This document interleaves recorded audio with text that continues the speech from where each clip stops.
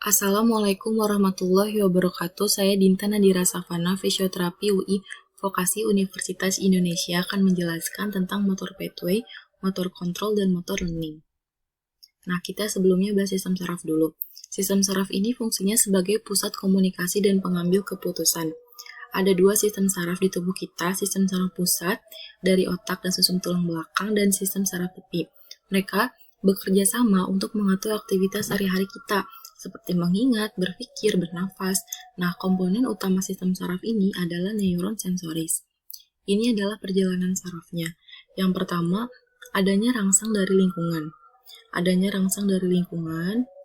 Lalu diterima oleh neuron sensoris dan diteruskan ke medula spinalis. Lanjut diteruskan ke otak. Nah, otak ini mengolah pesan dan memberikan respon yang akan diteruskan oleh neuron motoris eferen ke bagian tubuh lainnya. Nah, ini ada jenis-jenis pathway. Ada DCML buat sentuhan dan propriosepsi, terus ada spinothalamic tract buat somatosensory pathway, dan corticospinal tract buat motor pathway. Nah, kita bakal ngebahas motor pathway atau corticospinal tract tadi.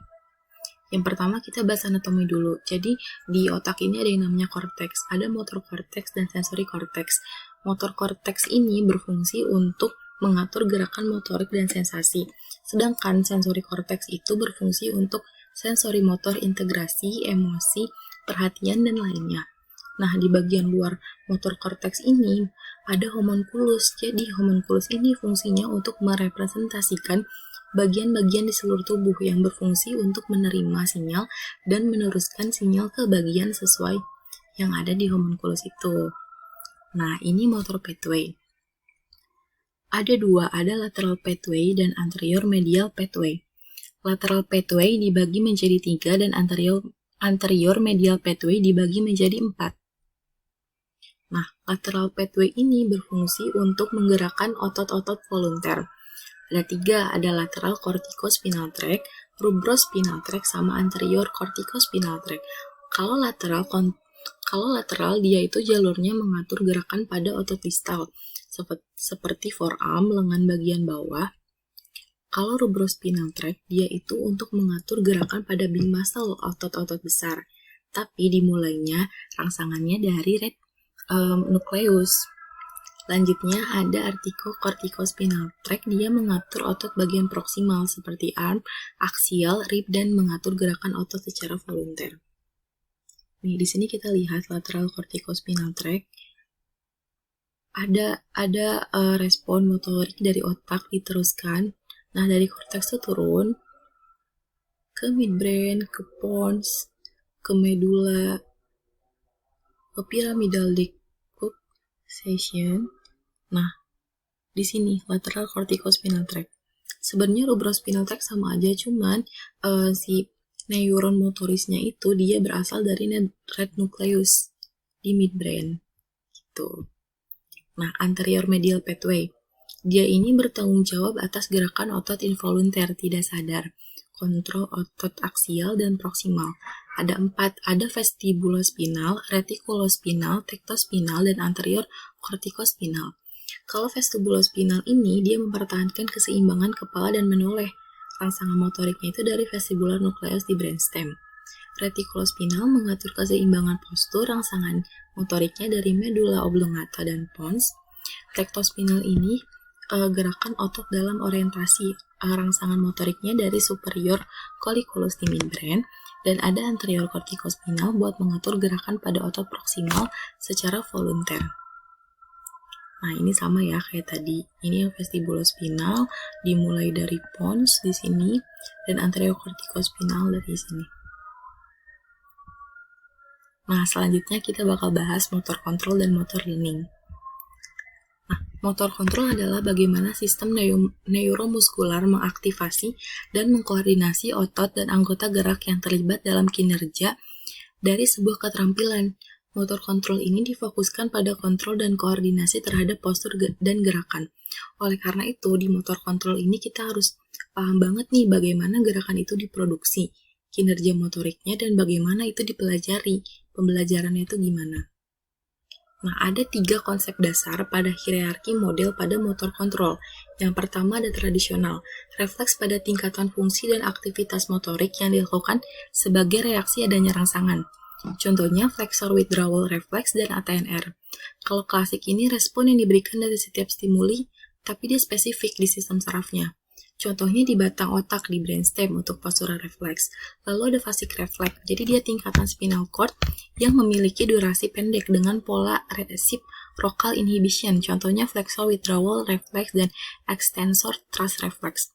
Maksudnya reciprocal inhibition, dia itu proses yang terjadi di mana otot agonis difasilitasi untuk melakukan kontraksi, sementara otot antagonis untuk inhibisi. Nah, ini ada 6 tingkat dari koordinasi motorik menurut Weiss. Neuron tuh masih di motor unit. Di otot mulai ada kontraksi. Grup otot di sekitarnya juga ikut berkontraksi. 4 tuh organ. Jadi organ itu melakukan gerakan dan mengatur koordinasi geraknya setiap satu sendi.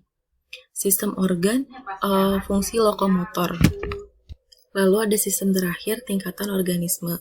Tingkatan organisme ini tempat dari fungsi motorik dalam konteks makhluk hidup. Sistem sensorik ini memberikan informasi terhadap perubahan yang terjadi pada lingkungan. Nah, selanjutnya kita bakal membahas motor learning. Motor learning itu difokuskan pada motor skills. Jadi, motor learning itu aktivitas atau tugas yang membutuhkan gerakan sadar dari kepala, tubuh, dan atau anggota gerak untuk mencapai sebuah maksud dan tujuan spesifik. Motor learning ini mempelajari tentang gerakan-gerakan yang terampil. Nah, motor skill nih. Motor skill itu dapat diperoleh melalui pembelajaran learning dengan maksud pencapaian kinerja tugas yang paling efisien dan ekonomis, dan juga spesifik untuk individu tertentu. Nah, ini ada 5 stage of learning. Yang pertama early atau kognitif. Pasien sudah mulai mengerti kebutuhan, sudah mulai bereksplorasi, keterlibatan kesadaran kognitifnya juga sangat tinggi, tapi kinerjanya belum konsisten. Lalu ada intermediate atau asosiasi. Jadi dia pasiennya udah menggunakan informasi dari kesalahan sebelumnya yang sudah dipelajarin. Bantuan dan arahan juga kurang dibutuhkan, kinerjanya lebih konsisten. Dan ada later atau autonomous. Jadi pasien kurang rentan terhadap gangguan di lingkungan. Perubahan kecil terhadap kinerja, kualitas gerakan menjadi lebih penting, perilaku menjadi lebih konsisten. Jadi kayak udah otomatis aja gitu.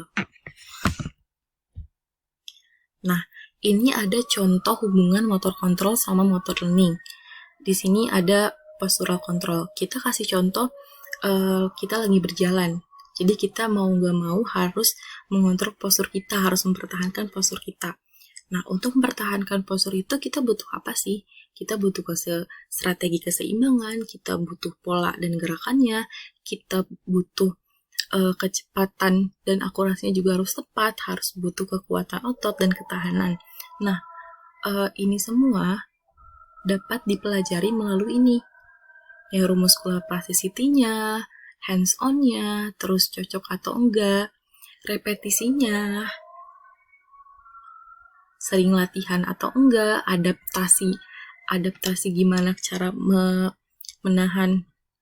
menahan beban untuk mengontrol, seperti itu.